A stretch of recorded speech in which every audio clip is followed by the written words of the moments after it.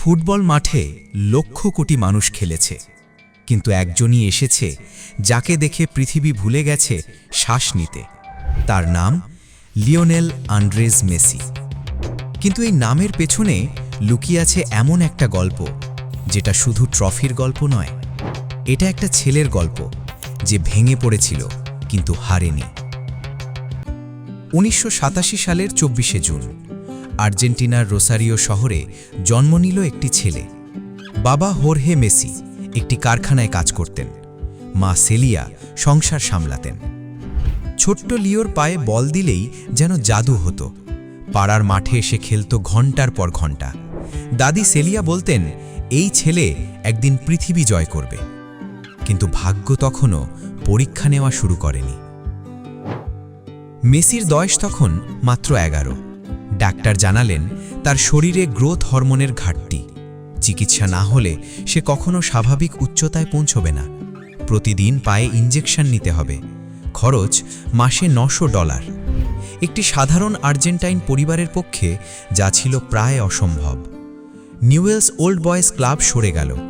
River plate আগ্রহ দেখালো, কিন্তু খরচ বহন করতে রাজি হলো না। মনে হচ্ছিল স্বপ্নটা এখানেই শেষ, কিন্তু এটা শেষ ছিল না, এটা ছিল শুরু। ২০০০ সাল বার্সেলোনার স্কাউট কার্লেস রেক্সাক দেখলেন ছোট্ট লিওকে।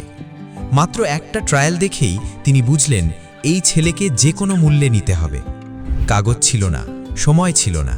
একটি রেস্তোরাঁর ন্যাপকিনে সই হলো চুক্তি।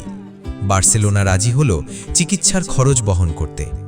পুরো মেসি পরিবার পাড়ি জমালো স্পেনে। লিওর বয়স তখন মাত্র ১৩। নতুন দেশ, নতুন ভাষা, নতুন জীবন, আর বুকে একটাই স্বপ্ন।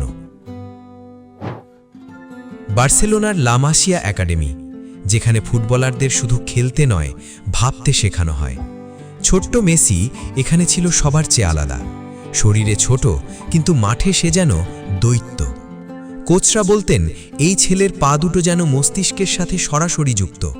সে বল দেখার আগেই জানত বল কোথায় যাবে। ধীরে ধীরে একাডেমি থেকে উঠে আসতে লাগলো একটি নাম, লিওনেল মেসি। ২০০৪ সালে মাত্র ১৭ বছর বয়সে বার্সেলোনার হয়ে প্রথম ম্যাচ। এরপর যা হলো ফুটবল ইতিহাস তা আগে কখনো দেখেনি। পেপ গার্দিওলার বার্সেলোনায় মেসি হয়ে উঠল সেই দলের হৃদয়। জাভি, ইনিয়েস্তার সাথে তৈরি হলো ফুটবলের সবচেয়ে সুন্দর ত্রয়ী। ৬টি ব্যালেন ডি'অর, ৪টি চ্যাম্পিয়ন্স লিগ, ১০টি লা লিগা শিরোপা। প্রতিটি মরশুমে নতুন রেকর্ড, প্রতিটি ম্যাচে নতুন জাদু।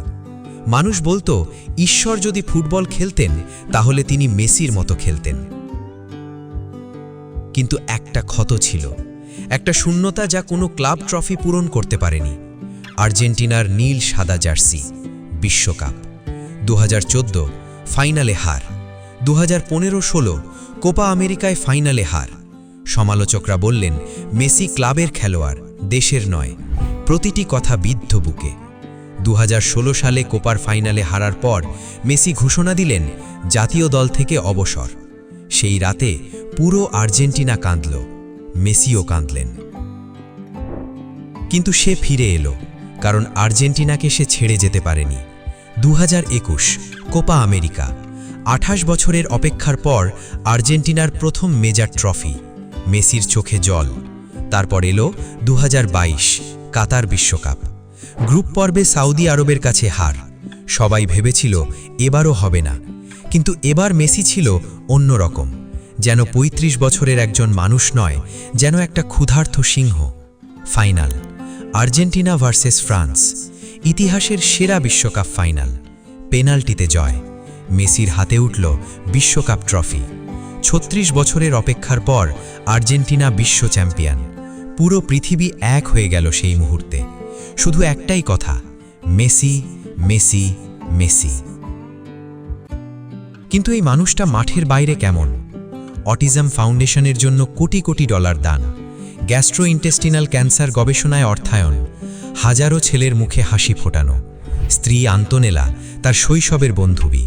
৩ ছেলে, থিয়াগো, মাতেও, সিরো।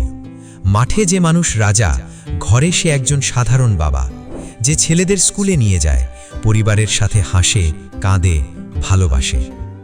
ইতিহাসে অনেক মহান খেলোয়াড় এসেছে, অনেকে আসবেও, কিন্তু যে ছেলেটি রোসারিওর ছোট্ট মাঠে খেলতো, যার পায়ে ইনজেকশন নিতে হতো প্রতিদিন, যাকে একটি ন্যাপকিনে সই করে কিনে নেওয়া হয়েছিল, সে শুধু ফুটবলার নয়, সে একটি প্রমাণ যে শরীর ছোট হতে পারে, স্বপ্ন কখনো ছোট হয় না। প্রমাণ যে পথ কঠিন হতে পারে, লক্ষ্য থেকে সরে যেতে নেই। প্রমাণ যে শূন্য থেকেও সর্বকালের সেরা হওয়া যায়। লিওনেল মেসি শুধু একটি নাম নয়, এটি একটি অনুভূতি, এটি একটি বিশ্বাস, এটি চিরকালের।